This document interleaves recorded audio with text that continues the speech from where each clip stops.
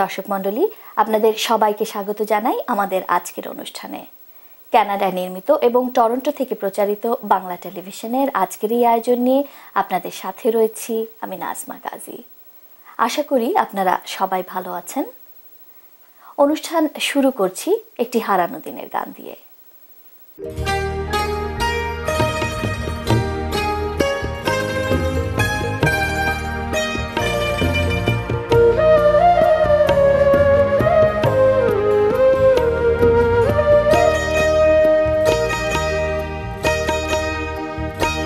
যদি আপনার মনে মাধুরী মিশায়ে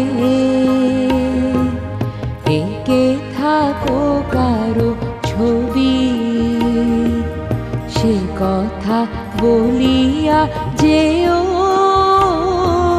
ভুলিয়া যাবে কি সবই। যদি আপনার মনে মাধুরী মিশায়ে একে থাকো কারো ছবি।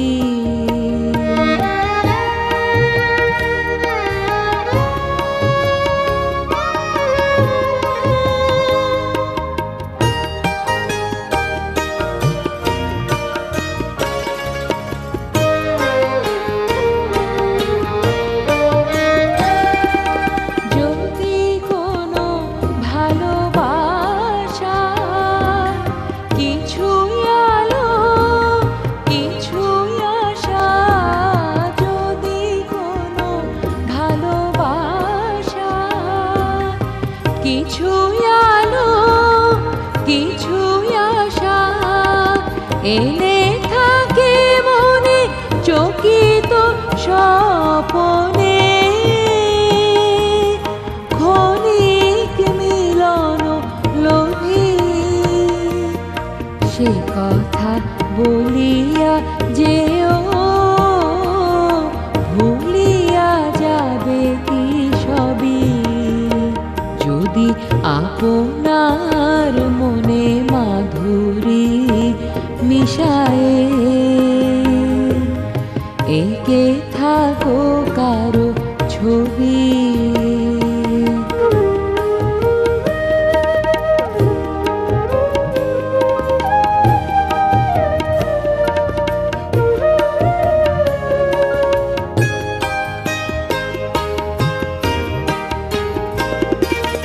মনে রবে কি গো কত রাতে কত প্রাতে, ছায়া সঙ্গিনী কে ছিল তোমার সাথে। মনে রবে কি গো কত রাতে কত প্রাতে, ছায়া সঙ্গিনী কে ছিল তোমার সাথে।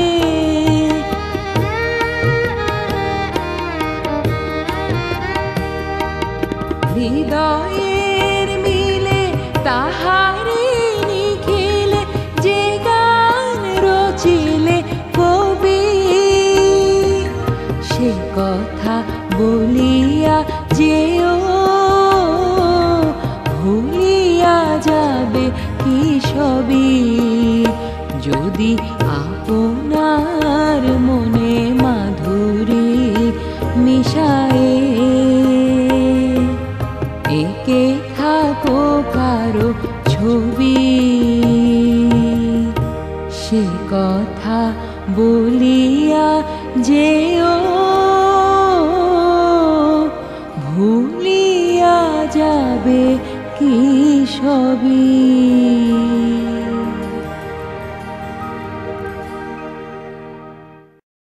বাংলা মিডিয়া, বাংলা বই, পত্রিকা, গানের সিডি, নাটক ও সিনেমার বিপুল সমাহার।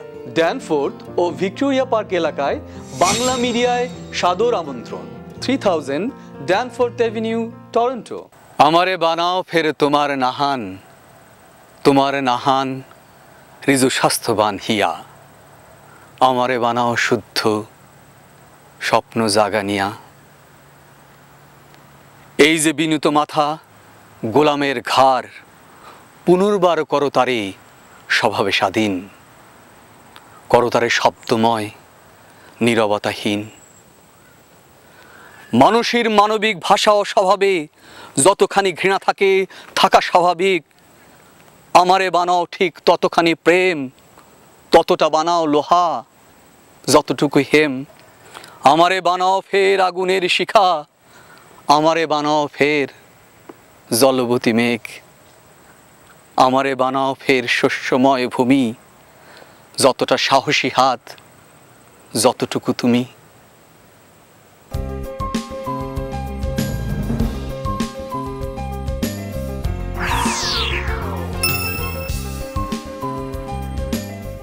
পল্টু কুমার শিকদার, বাংলাভাষী ক্যানাডিয়ান ব্যারিস্টার।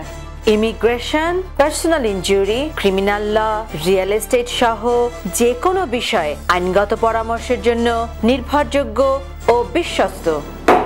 প্রণবেশ পোদ্দার, দীর্ঘদিনের অভিজ্ঞতা নিয়ে আপনাদের সেবায়। আরইএসপি, লাইফ ইন্স্যুরেন্স, আরআরএসপি, নতুন ইমিগ্রান্টদের প্রাথমিক সেটেলমেন্ট। আমি প্রণবেশ, আপনাদের সেবায় সবসময়। 3028 ড্যানফোর্থ অ্যাভিনিউ, টরন্টো। আমি বাসানীয় ঘোষ, পার্সোনাল ইনজুরি লয়ার।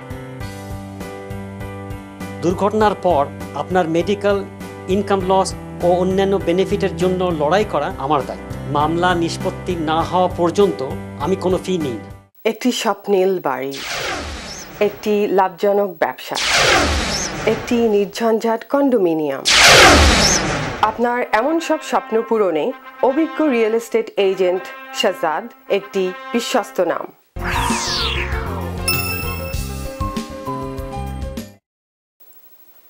এবারে রয়েছে আমাদের অনুষ্ঠানের নিয়মিত পর্ব বাংলা টিভির অতিথি। আজ আমাদের স্টুডিওতে উপস্থিত রয়েছেন বিশিষ্ট সঙ্গীতজ্ঞ পণ্ডিত প্রসেনজিৎ দেওঘরিয়া। তার সাথে কথা বলেছেন হাসান মাহমুদ।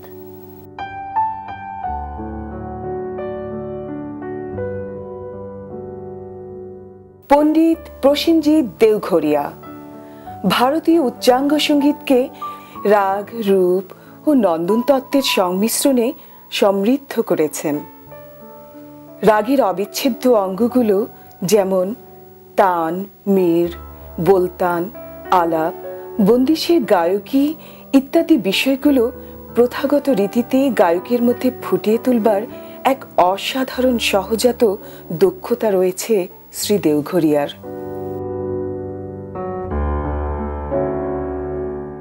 সাংগীতিক পরিবারে জন্ম নেওয়া প্রসেনজিৎ একটি সাংস্কৃতিক পরিমণ্ডলে বেড়ে উঠেছেন। সঙ্গীতে হাতেখড়ি তার চাচা শ্রী মিহির কুমার দেওঘরিয়া ও পণ্ডিত গণেশ প্রসাদ মিশ্রর কাছে।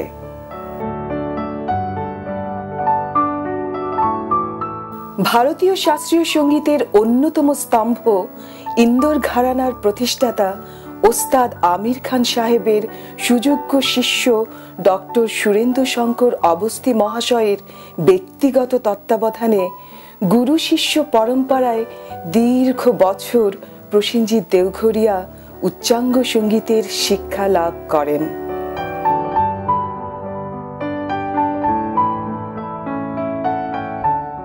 এলাহাবাদ হিন্দি সাহিত্য সম্মেলন থেকে 1990 সালে হিন্দি সাহিত্যে এবং লখনৌর ভাতখণ্ডী সঙ্গীত বিশ্ববিদ্যালয় থেকে 1992 সালে উচ্চাঙ্গ সঙ্গীত বিষয়ে প্রসেনজিৎ স্নাতকোত্তর ডিগ্রি অর্জন করেন। ক্লাসিক্যাল মিউজিকে উচ্চতর শিক্ষা গ্রহণের জন্য শ্রী দেওঘরিয়া 1991 সালে ভারত সরকারের বৃত্তি লাভ করেন। একাধিকবার সম্মানজনক পুরস্কার প্রাপ্তির মাধ্যমে তার মেধার স্বীকৃতি মিলেছে। 1991 সালে সর্বভারতীয় সঙ্গীত প্রতিযোগিতায় খেয়াল পরিবেশন করে প্রথম স্থান অধিকার করেন শ্রী দেওঘরিয়া এবং অত্যন্ত গৌরবজনক মহর্ষি অ্যাওয়ার্ড লাভ করেন। ওই 1993 সালেই তিনি জয় করেন সম্মানজনক HMV অ্যাওয়ার্ড। কিংবদন্তির তবলাবাদক ওস্তাদ আল্লাহ রাখা খান ও ও খ্যাতিমান সন্তরবাদক পণ্ডিত শিবকুমার শর্মার করকমল থেকে শ্রী দেওঘরিয়া ওই HMV পদক গ্রহণ করেন। প্রসেনজিৎ দেওঘরিয়া বিভিন্ন রাগ ও তালে প্রায় 300 খেয়াল রচনা করেছেন। আধুনিক বাংলা গান ও ভজন রচনা ও সুরারোপ করেছেন অসংখ্য। সাম্প্রতিক সময়ে তিনি বাংলা ভাষায় খেয়াল রচনায় মগ্ন। ভারতে বসবাসকালীন সময়ে তিনি আকাশবাণী ও দূরদর্শনের তালিকাভুক্ত শিল্পী ছিলেন। বর্তমানে কানাডায় বসবাসরত পণ্ডিত প্রসেনজিৎ দেওঘরিয়া দীর্ঘ 13 বছর যাবৎ টরন্টো শহরে সঙ্গীত প্রতিষ্ঠা নামক একটি সঙ্গীত বিদ্যালয় পরিচালনা করছেন।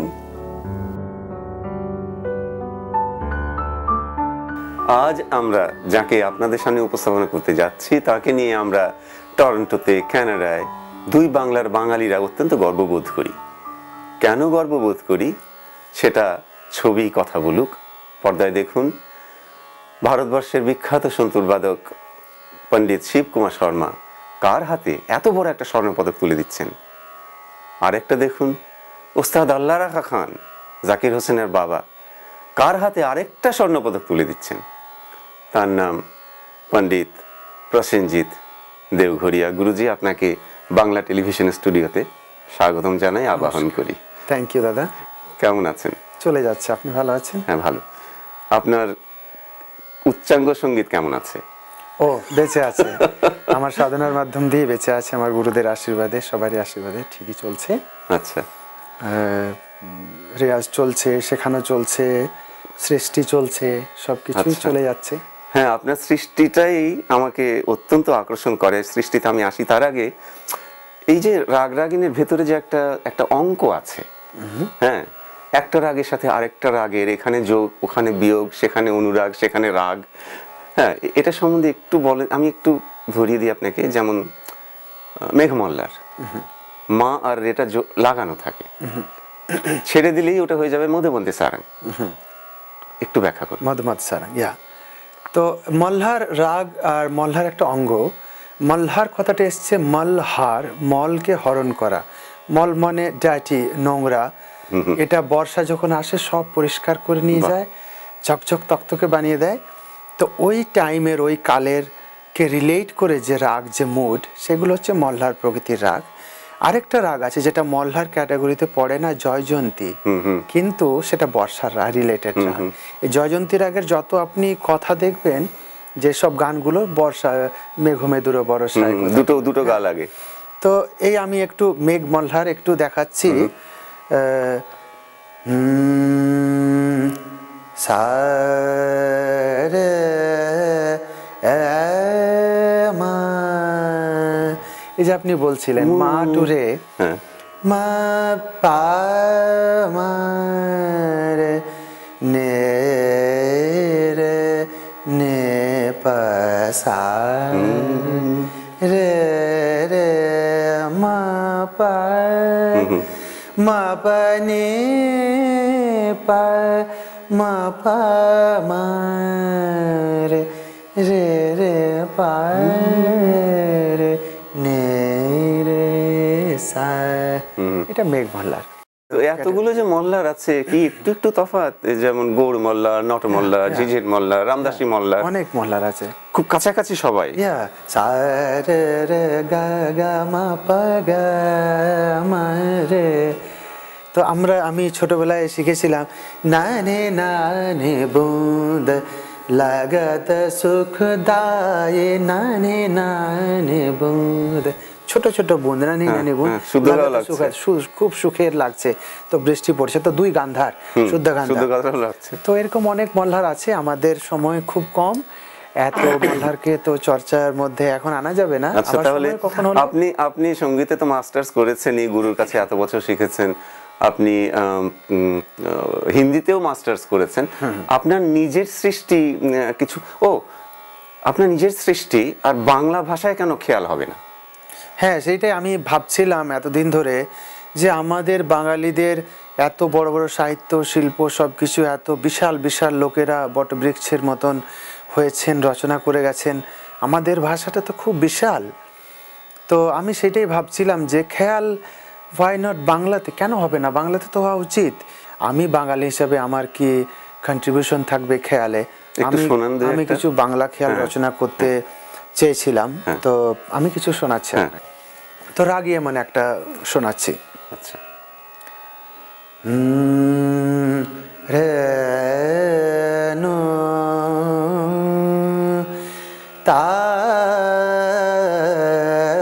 নো এ রে না রে নো, এটা রাগটা এমন, রাগটাকে একটু গাইলাম। খেলেছ তুমি আপন মনে, খেলেছ তুমি আপন মনে, ত্রিভুবন লয়ে ক্ষণে ক্ষণে, খেলেছ তুমি আপন মনে, সকলে কৃপা করেছ তুমি, সকলে কৃপা, এখানে আলাপের জায়গা আছে, বিস্তারের জায়গা আছে। হ্যাঁ, করেছ তুমি, তুমি প্রলয়ে তুমি সৃষ্টিতে বেরাজ সাজ, নানা রূপে নিরজনে, খেলেছ তুমি আপন। তো মনে করুন যে এর মধ্যে আলাদা যাবে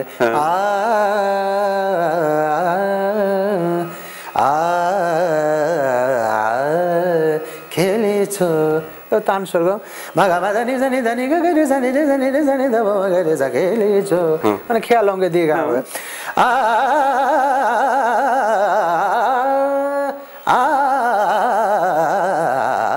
খেলেছ তুমি। তো আমার ইচ্ছা আমি এইভাবে খেয়াল গাইবো, বাংলা ভাষা নিয়ে গাইবো। না না, পারফেক্ট ত্রিতালি আছে, ইয়া তিন তালে বলিস না, পারফেক্ট ত্রিতালি আছে। তো দাদা এবার রাগ দেশ, যেটা আমাদের খুবই পপুলার একটা রাগ, খুব মিষ্টি রাগ, নজরুল, রবীন্দ্র, সিনেমা, গজল অনেক কিছুই হয়েছে। তো এই রাগে আমি একটা কম্পোজিশন শোনাচ্ছি, বাংলা খেয়াল।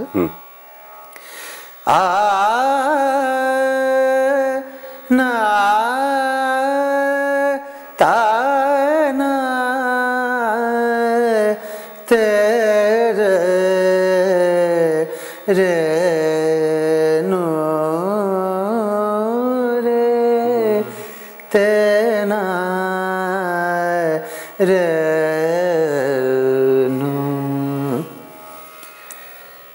তুমি থেকো আমার অন্তরে, তুমি থেকো, একটা ফোর্স আছে শুরুতে, ফুল মালা পরাবো তোমারে, তুমি থেকো আমার অন্তরে, মনেরই আশা বলার নেই ভাষা, মনেরই আশা বলার নেই ভাষা, তুমি তো অন্তর জামে জানি, তাই বিনতি করি তোমারে, তুমি থেকো আমার অন্তরে।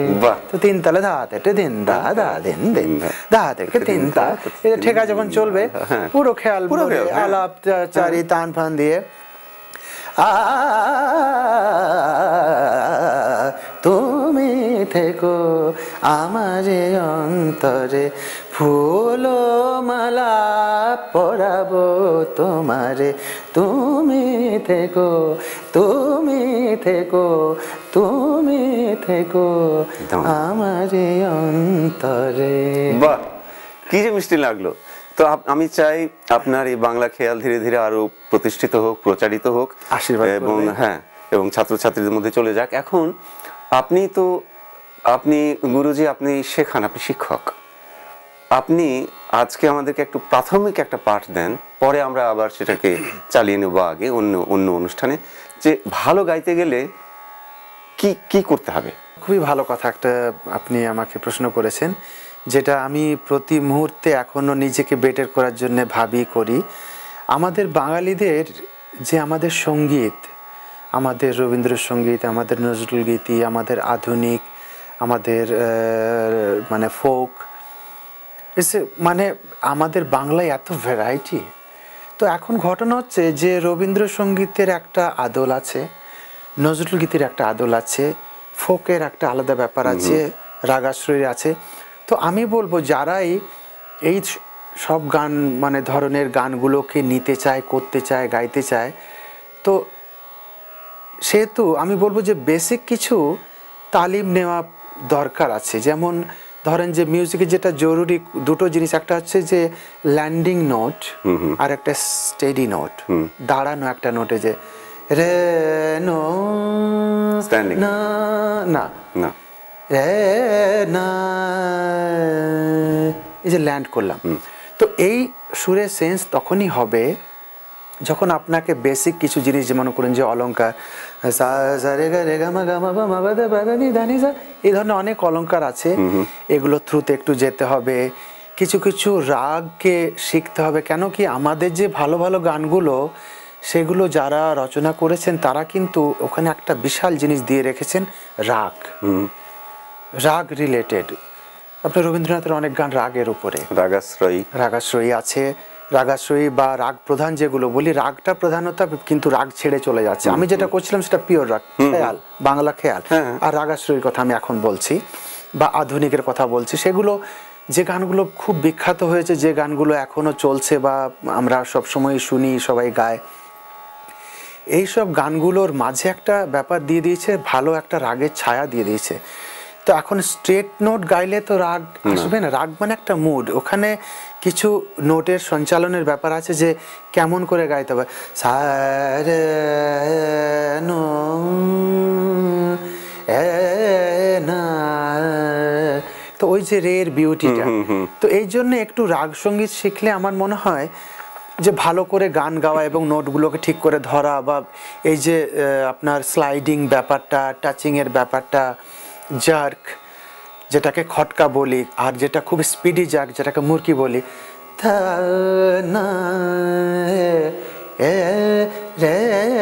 এটা খটকা, যেটাকে আমরা বাংলায় বলতাম কৃন্তন, যে একটা ঝাঁকুনি দিয়ে নোটটাকে ধরা।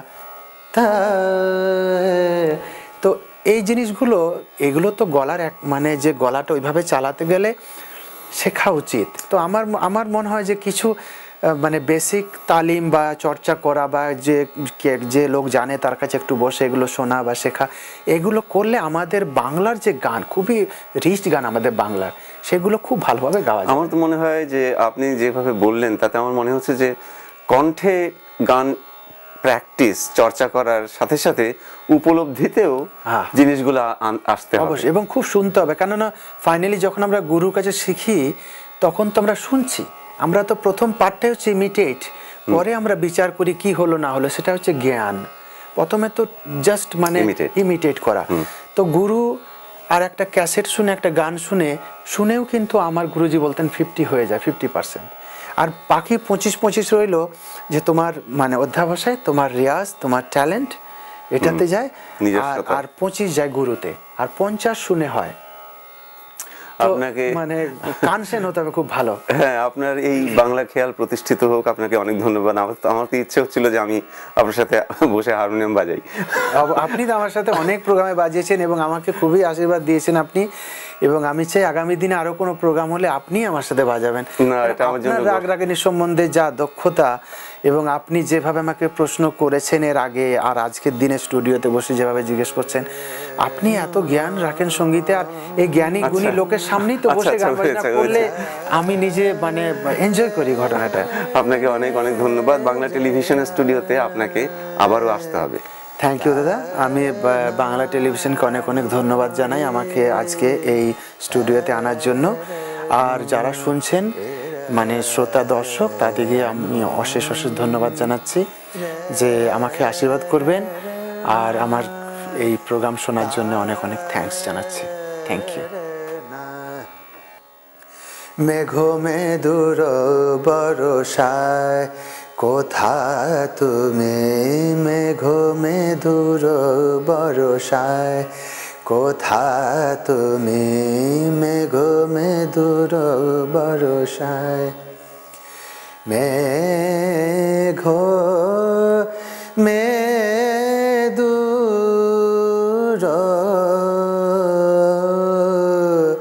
মেঘ মেদুর মেঘ মেদুর বরষায়, কোথা তুমি আ আ আ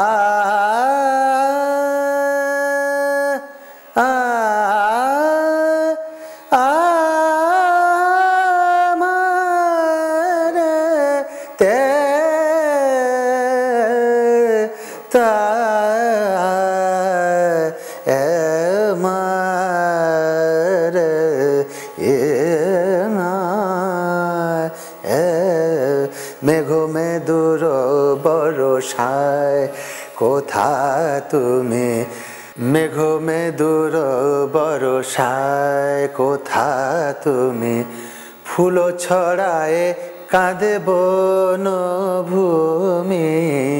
ফুল ছড়ায় কাঁদে। দর্শক, এই ছিল আমাদের আজকের আয়োজন। আপনাদের সবাইকে অনেক ধন্যবাদ আমাদের সাথে থাকার জন্য।